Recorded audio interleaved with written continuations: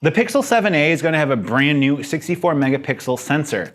It's also going to be the last year of the Pixel A series. What's up guys? All of the specs of the Pixel 7a have leaked on Twitter, and if you're not following me on Twitter, you definitely should, link in the description.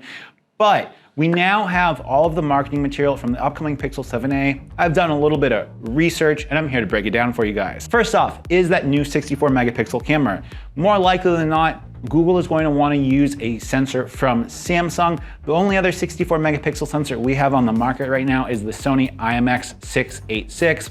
But being that Samsung and Google are really married together now with this Pixel line of devices, it's more likely than not that we're going to see the Samsung GW3. It is worth noting that the GW3 sensor is lacking some of the more premium features that we're likely to see from the GN2 sensor, which is going to be used in the Pixel 8.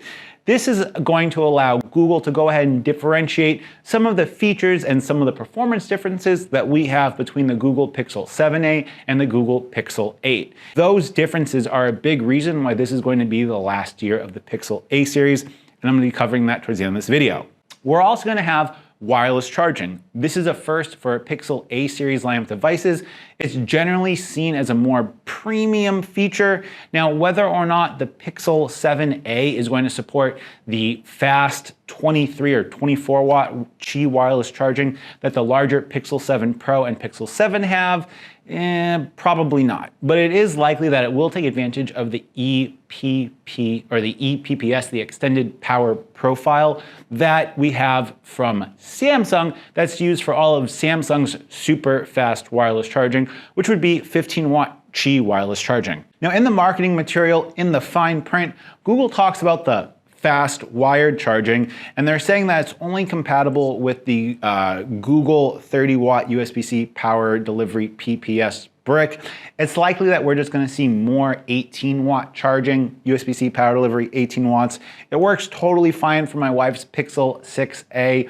And the addition of wireless charging or even 15 watt wireless charging would allow Google to kind of say that if you charge it wired, it takes so much time to charge. If you charge it wirely, it takes the same amount of time, so you don't have to sacrifice anything with getting the convenience of wireless charging.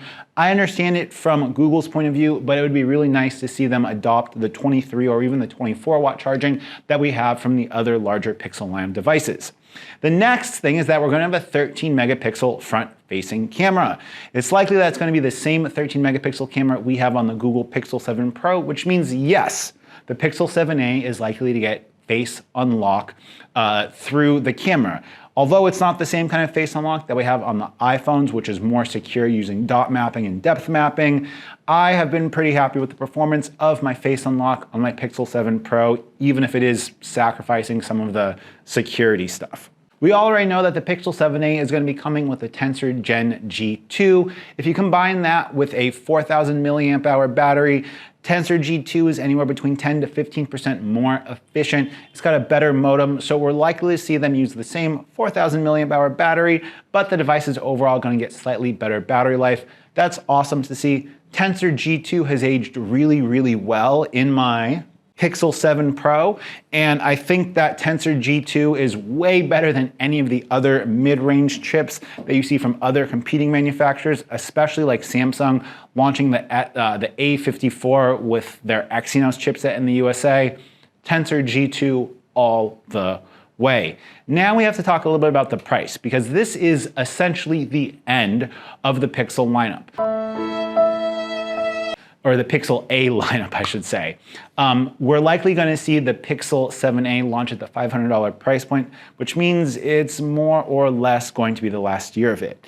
That's simply because if the Pixel 7a is selling for $500, the Pixel 8 is selling for $600, and the Pixel 8 Pro selling for $850, that difference between the $500 and $600 price point, it's not that big of a deal. What we are likely to see though from Google is for Google to continue selling the Pixel 7 as kind of a Pixel 7a replacement when the Pixel A series line of devices gets phased out.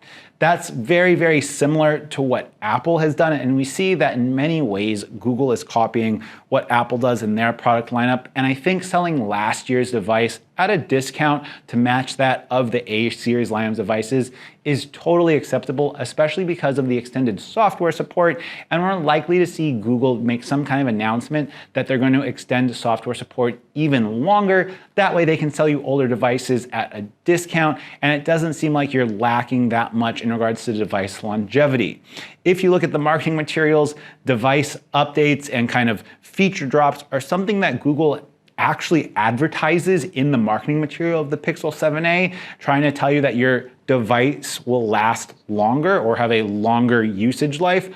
I love seeing stuff like this just because in a situation like myself, I'm probably gonna get the Pixel 7a, my wife is gonna give her Pixel 6a to my dad, and possibly if my grandpa doesn't kick the bucket here, my grandpa will be rocking the Pixel 5a 5G that my dad has.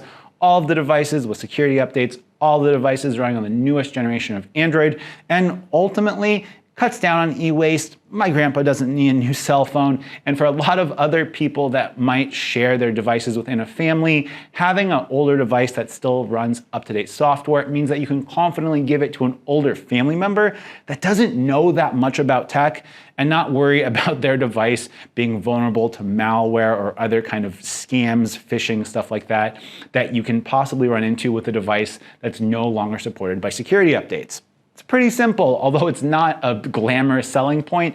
It does make choosing devices in a family like mine a lot simpler. The Pixel 7a is likely to The Pixel 7a is set to launch on May 10th, but we have all the marketing material. I've done a little bit of research, and the Pixel 7a is going to feature a 64 megapixel camera, most likely the Samsung GW3 sensor. Hey guys, all